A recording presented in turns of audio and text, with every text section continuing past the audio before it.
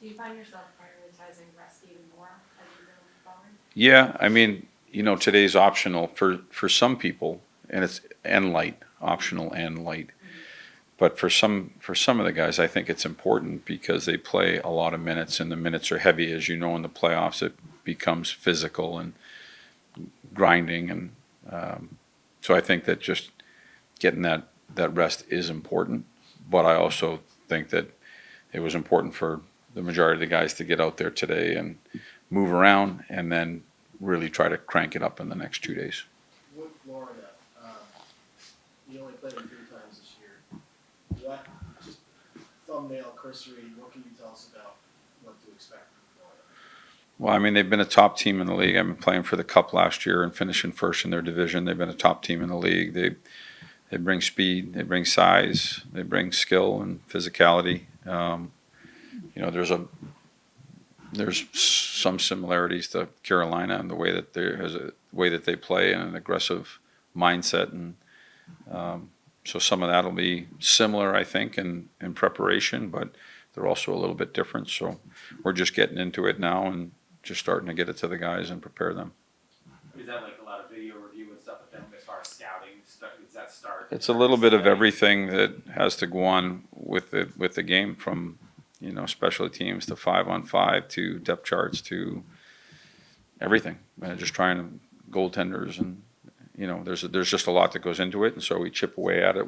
That's the good thing about having this time, is that it doesn't have to happen in one day because we're playing tomorrow. It can get spread out over a few days where it's hard to sit in there for 2 hours and take in information, but if you can do it in 20-minute blasts, I think it's better for everybody.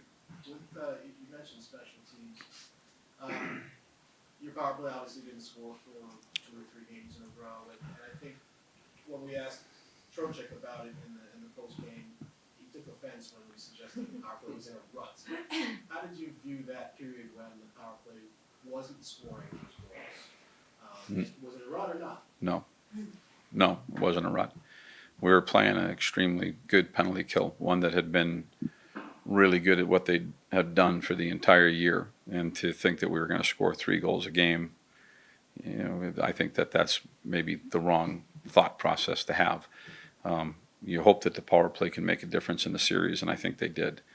I thought in that last game, even though there wasn't a lot of opportunities, I thought if you look at the goal, I think I counted it, there might have been 11 or 12 passes that moved efficiently and quickly to get it to a point where it opened up where we could bring something to the net. But that's due to their aggressive nature, and I think that it's not always there, and their sticks are in the way, and sometimes they get the reads, and so that's their job, is to defend our penalty kill, and they're very good at it. I think overall through the course of the series, when you leave with a certain success rate that we had, I think you look back on it and say it made a difference in the series. We don't obviously know what your lineups are going to be, what your lines are going to be. You would talk about the need for everybody doing everything. So I'm curious, the Wentworth line, obviously very effective, puck possession.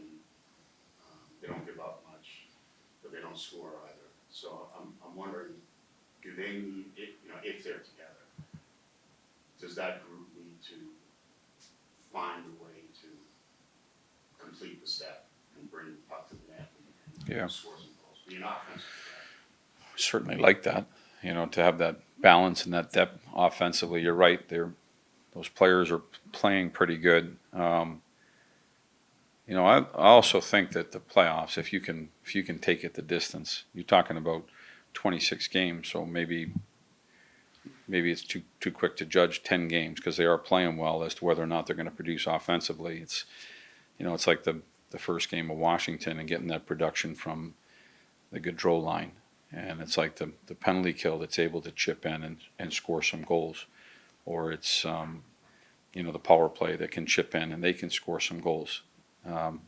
It's not always just these 3 players need to do it. And so I think through the course of a longer span of time, everybody's got to have their moments. Everybody can contribute. And I do think they're playing pretty good hockey. And so if the process is right, it can lead to the right results. And so I think that through a longer period of time, there could be something there. I do think that they have the chance to score because they're doing the right things.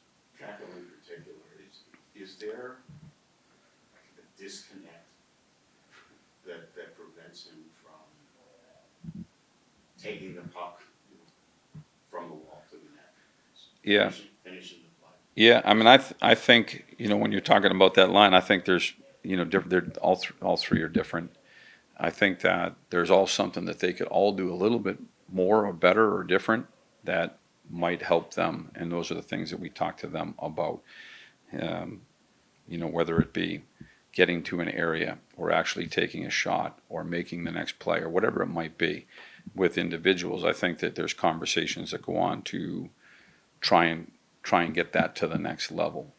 Again, I'd like to think that they are going to contribute. I mean, Capo had a big goal in the Washington series that that got us going, and so everybody's got to find moments inside of a long playoff run. I'm curious with Blake Wheeler, just what is the way he's approached his injury rehab say about him as a person? It's amazing. It's amazing to see the work that he put in. I mean, it's incredible the way he attacked this, and he's now back and he's on the ice and doesn't have a different colored jersey on, and he's working every day to make himself come into the conversation, and that's awesome. So I think that that's not always the way it is, but this is a guy that has been around this game for a long time, and he's done some amazing things. And he also realizes that this is an opportunity, and he's going to do everything he can to make himself a possibility. Would you expect him to be ready as quickly as he has, or is he beating the timeline? I don't. Sometimes there's not an exact timeline. Not to talk about Blake, but if somebody says 3 to 4 months, well, that's a long ways away, and the month is a big separation. So I would say that he's done a lot of things to put himself on the good side of the numbers. I guess I'll just try to rephrase the question. Is it fair to say that you feel like everybody is available to you this round on your roster? We're working towards that. Everybody's out on the ice. There's no, or everybody to this point has been out on the ice, and as of recently, there's not been any restrictions on players. What challenges does Florida present that maybe the previous two opponents in the playoffs did not? I think they've picked up some good confidence and experience in the last year and a half between making that run in the playoffs, getting in to the playoffs, making that run to the finals.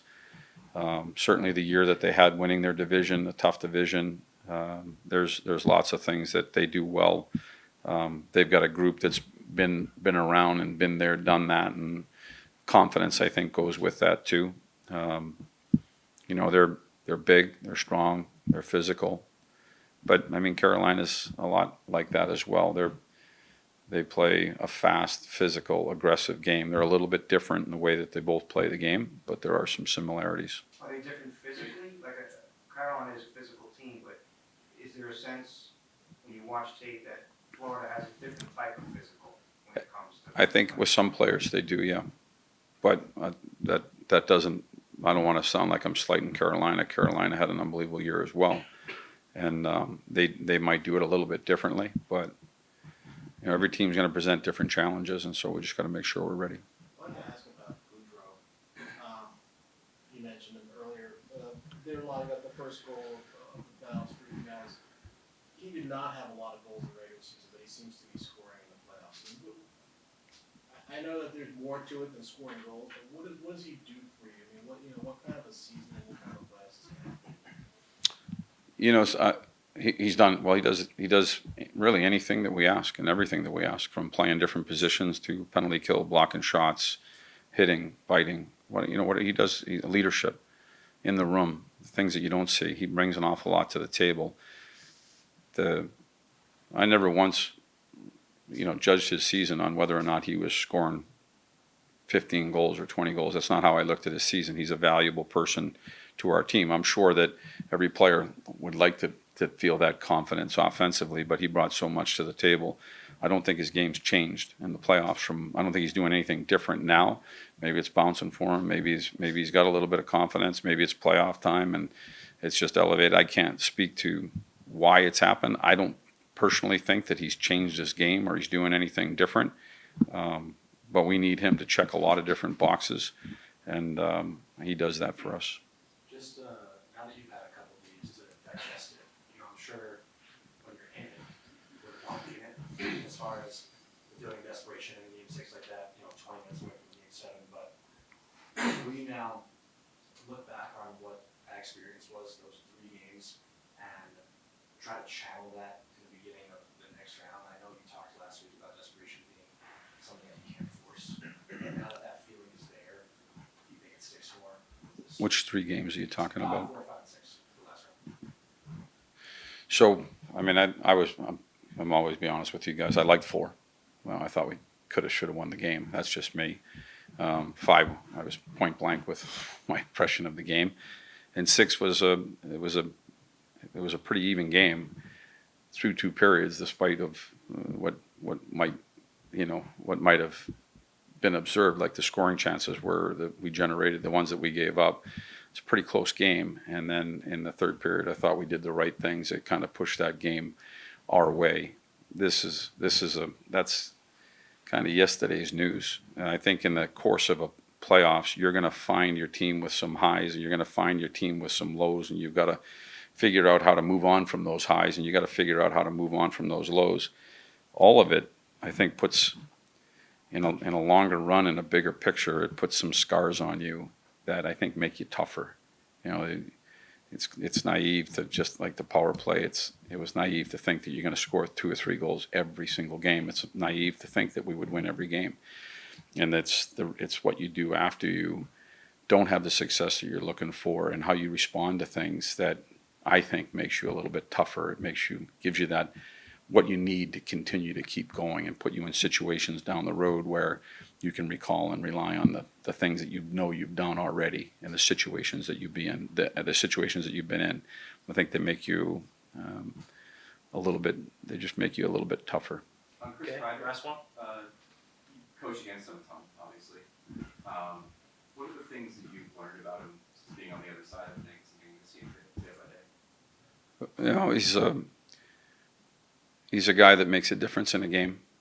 At the end of the day, there's a lot of things you have to do inside of a game, but one thing I know you have to do is put the puck in the net, and he has an incredible knack for that. His history and his career has said that.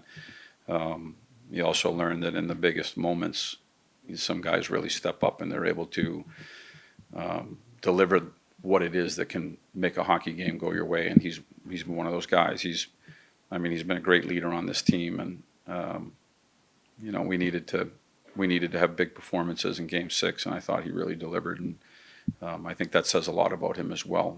Maybe you don't know that from working, just coaching against him, but I think when you see it on a daily basis, you get to see it and understand it a little bit better about a guy like him. Do you have one more? Good. All right. Thank you, guys.